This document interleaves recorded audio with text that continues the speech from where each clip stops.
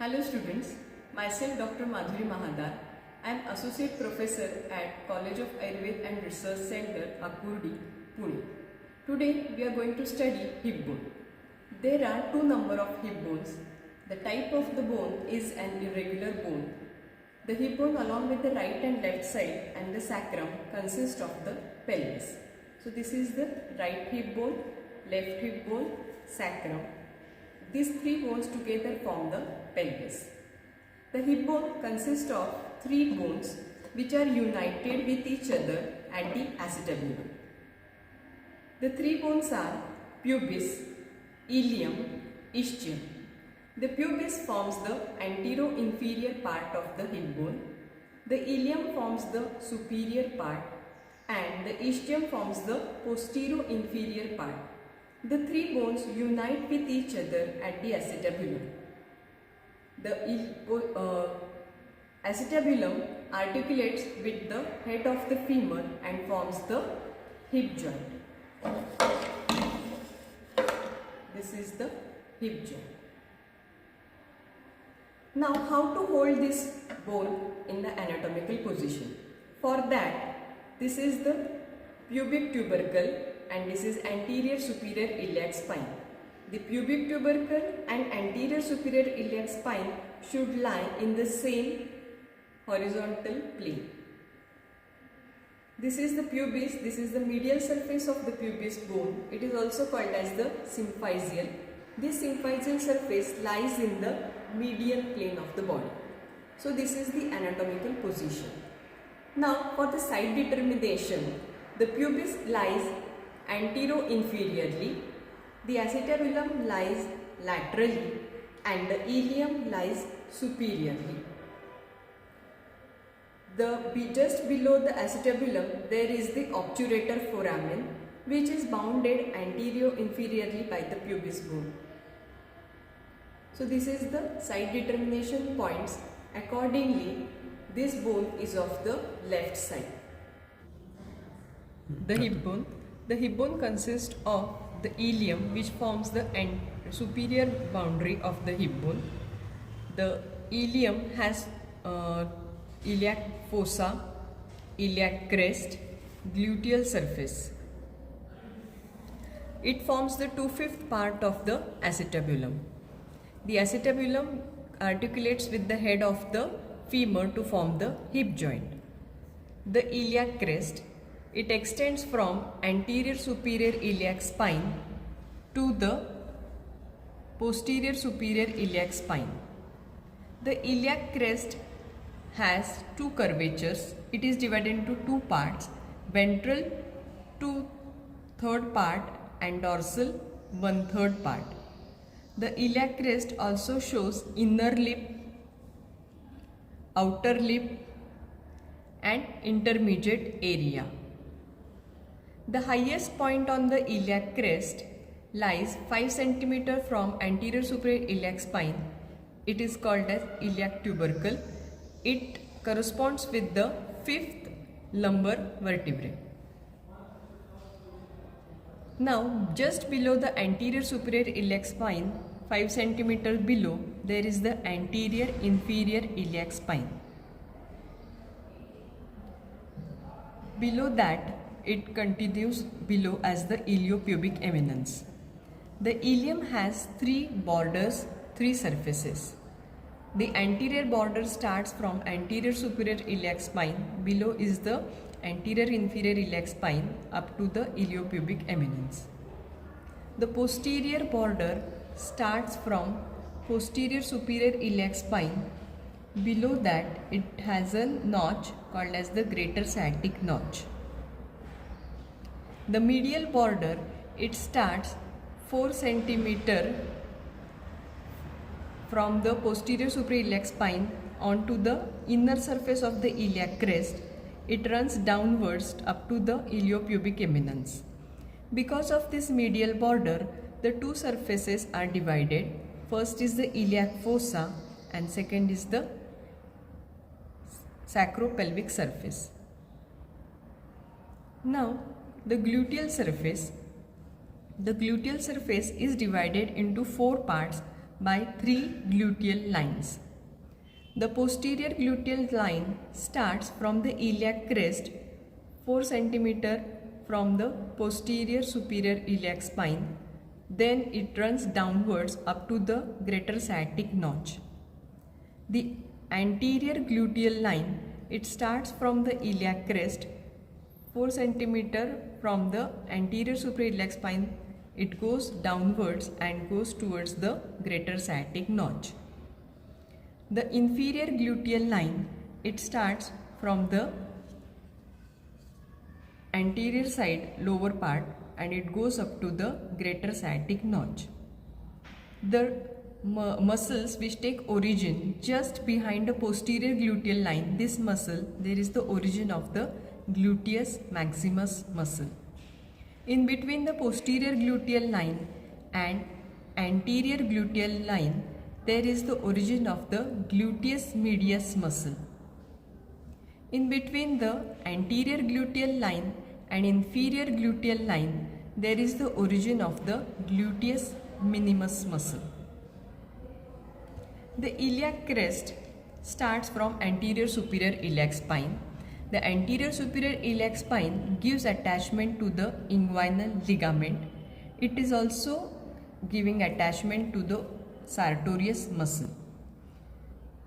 The anterior inferior iliac spine gives attachment to the iliofemoral ligament of the hip joint.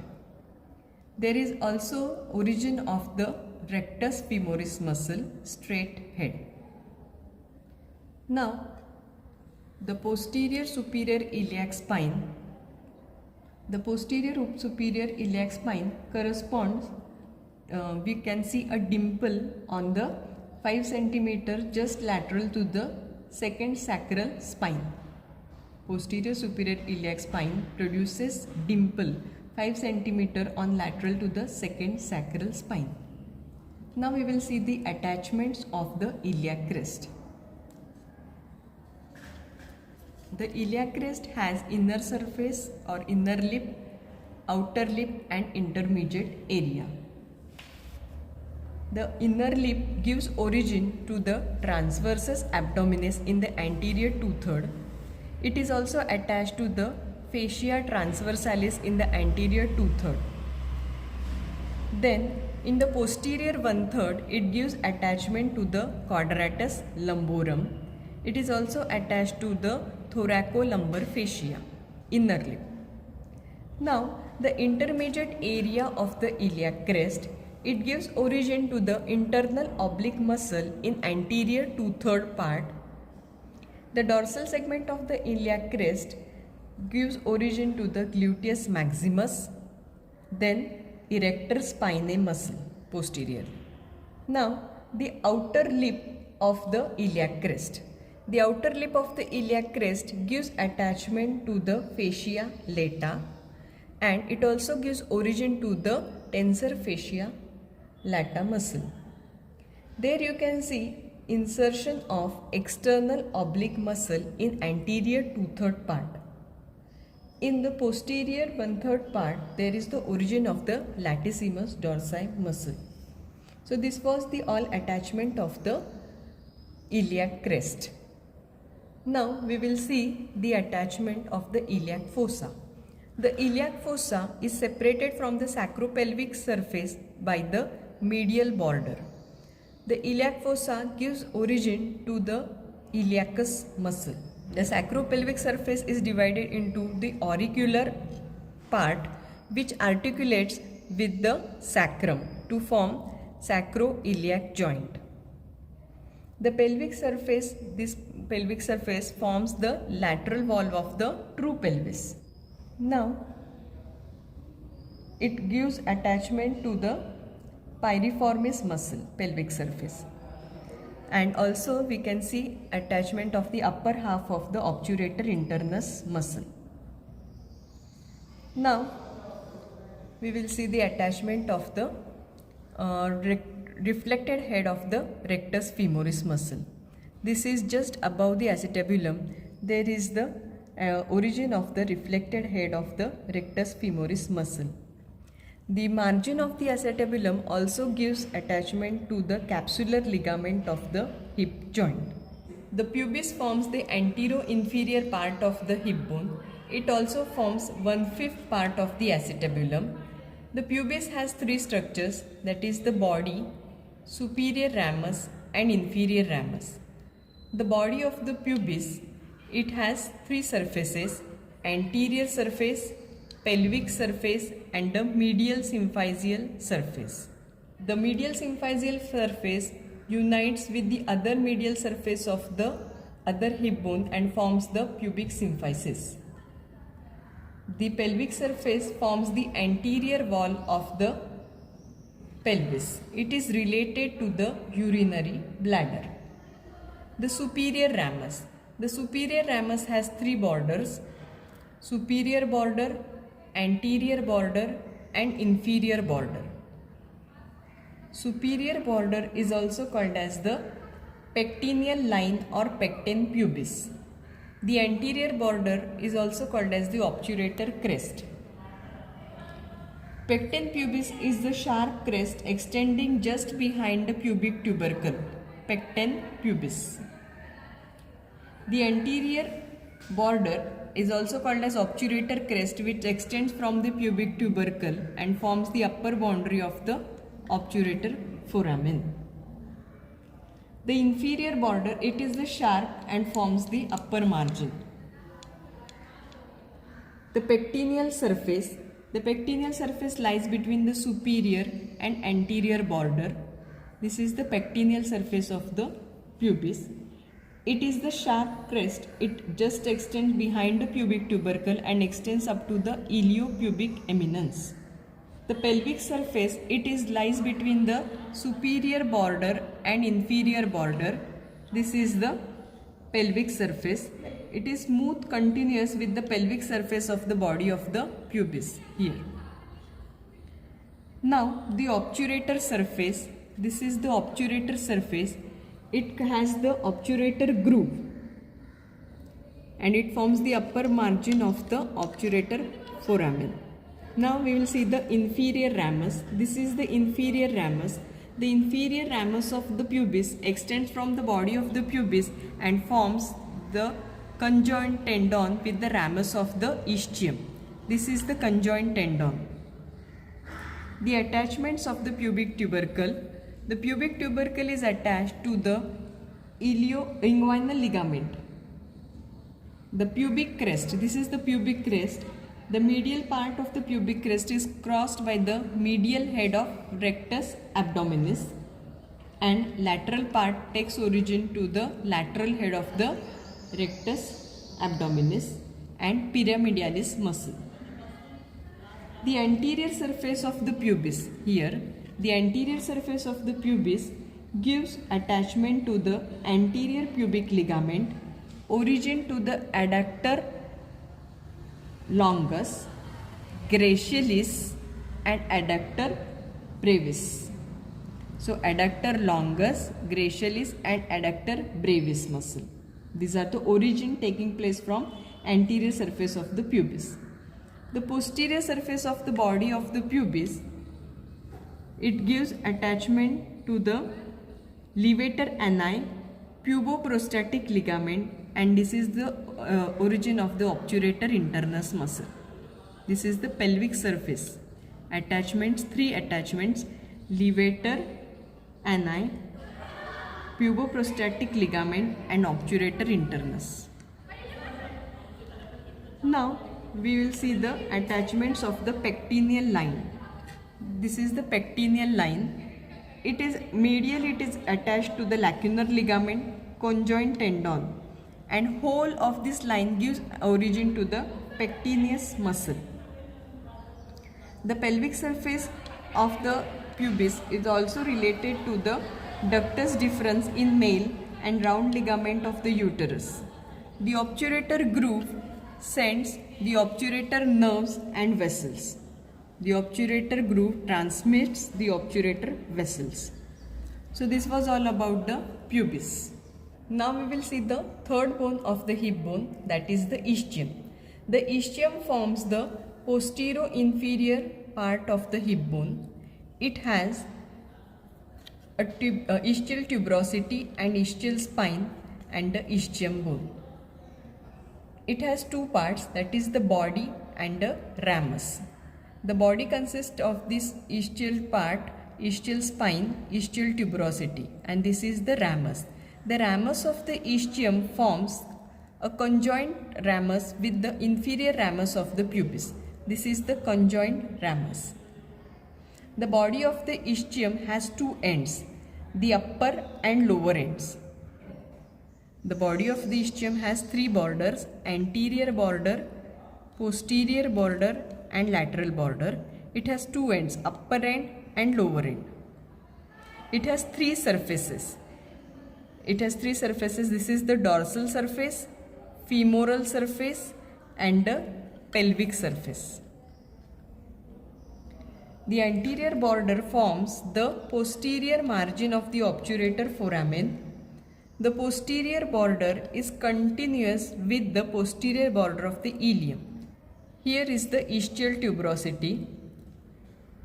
The posterior border also shows a projection. This is the ischial spine. Above the ischial spine, this is the greater sciatic notch, and below the ischial spine, this is the lesser sciatic notch. The femoral surface lies between the anterior border and lateral border. So this is the femoral surface. The dorsal surface is continuously above with the gluteal surface of the ischium. This lies between the lateral border and the posterior border. So this is the dorsal surface, and in between is the pelvic surface, which lies between the anterior border and posterior border. This is the pelvic surface of the ischium. The pelvic surface is smooth. It forms the lateral wall of the true pelvis. Now we will see the attachments. The ischial spine gives attachment to the sacrospinous ligament. It also gives origin to the posterior fibers of the levator ani. The lesser sciatic notch passes the tendon of the obturator externus. The upper and lower margin of the notch gives origin to the superior and inferior gemelli muscle. The femoral surface of the ischium gives origin to the obturator externus muscle along the margin of the obturator foramen. The lateral border of the upper part of the ischial tuberosity gives origin to the quadratus femoris muscle. Now the dorsal surface of the ischium. It is related to the piriformis muscle, sciatic nerve to the quadratus femoris. Now we will see the attachments on the ischial tuberosity. The ischial tuberosity is divided into two parts by the transverse line into upper part and lower part, and the oblique line divides again into the superior-medial quadrant, superior-lateral quadrant, inferior-medial and inferior-lateral quadrant. Now we will see the attachments. The superior-lateral quadrant gives origin to the semimembranosus. Now this is the anatomical position. So this is the medial, this is the lateral. So here is the attachment of the semimembranosus muscle. The superior-medial gives attachment to the semitendinosus and long head of biceps femoris. So this is semitendinosus and long head of biceps femoris. The outer area gives attachment to the adductor magnus, and the inner area is subcutaneous. The sharp margin of the tuberosity gives attachment to the sacrotuberous ligament. Now we will see the acetabulum. The acetabulum is articulating with the head of the femur to form the hip joint. It has two parts. The outer part is the articular part, and in between is the non-articular part. The outer articular part is lunate shape or horseshoe shape. It is lined by the hyaline cartilage. This is the acetabular notch. This notch is crossed by the transverse ligament, which converts this notch into foramen. So now this was the description of the ischium. Now we will see the description of the conjoint ramus. The conjoint ramus has two borders, that is the upper border and the lower border. The upper border forms the margin of the obturator foramen. Upper border forms the margin of the obturator foramen.